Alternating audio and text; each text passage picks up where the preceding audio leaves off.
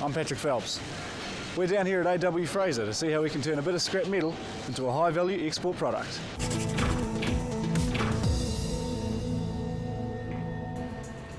This is what goes in,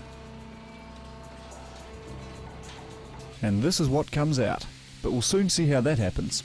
It's a team of 180 people, and Gordon Sutherland's the CEO. AW Fraser process about a third of New Zealand scrap copper. So when somebody decides to renovate their house and they rip out all their old copper piping and their plumbing fittings, they get sold to a scrap metal dealer, and then we buy it from the scrap metal dealer. From there, it's processed into blocks of roughly 25 kilos, and then sent to the melting yard. Gordon Sutherland says first and foremost, they're recyclers, and they have been for 75 years. This zinc comes from French roofing material. It goes through the foundry to be smelted by having electric current run through it. Some metal reaches temperatures of 1400 degrees, and when pouring this brew, stand back. Afterwards, it can go one of two ways. So for some of your product, this is the finish line. What's happening here? Yeah, so the bar comes out of the foundry, and then it goes one of two ways. It either goes out through here as sold as finished bar, and that'll be sold to distributors around the world. So may go to Malaysia, may go to Thailand, may go to Hong Kong, America, Europe, and be used, as we'll see later, in a process, further processed. Or we cut it up into what we call slugs, and then we'll further process it, which we'll see later on. In terms of what AW Fraser make here, we're not at the finish line just yet. As you saw earlier, there's a lot of heat. There's not fire here, but they do have to deal with a little smoke. So these here are what are called our air handling systems, or our bag houses, and they filter all of the fumes that come out of our factory. Now they use about a quarter of our electricity that we consume, so we're spending in excess of $250,000 a year running just these parts. Integral part of our plant, an integral part of being in New Zealand and operating in New Zealand. These sort of things don't happen in China, they don't happen in Vietnam, where our competitors are, so they don't have that cost. The power bill alone is $250,000 a year. A cost Mr. Sutherland says his competitors overseas don't have. The foundry also has something our nearby neighbours don't have, the last extrusion press in Australasia.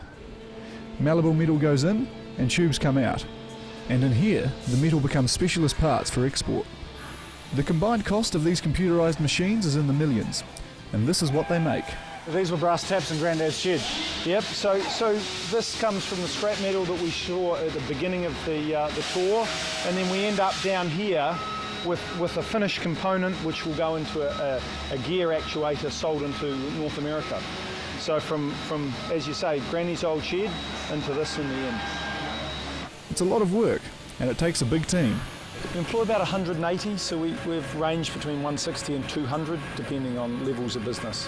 It requires expertise. If you don't want monkeys, you don't pay peanuts.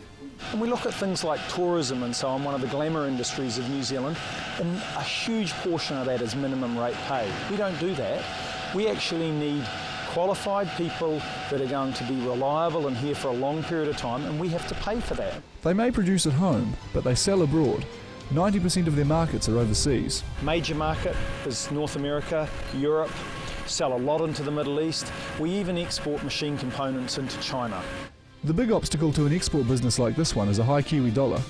Gordon Sutherland says it's not going to stay that way, but for now, it makes it difficult. We all know it will come down at some stage, and this level that we're at is just artificially high and is making New Zealand completely uncompetitive. He says they're in New Zealand because they started here and they fostered the skills here. While it's challenging, it's worthwhile. AW Fraser's been operating for 75 years, and Gordon Sutherland's been in charge for 8 years as of today. He says it's beneficial for them to stay here, and it means one man's trash can be another man's treasure. We could just export that scrap metal, or we could add value in New Zealand, bring all of that money from offshore for adding that value in New Zealand, and have it for people living in New Zealand. So it's so much better. Export scrap or export a finished component where we've put all of that effort and added all of that value and brought that profit and all of the money back into New Zealand. Patrick Phelps, CTV News.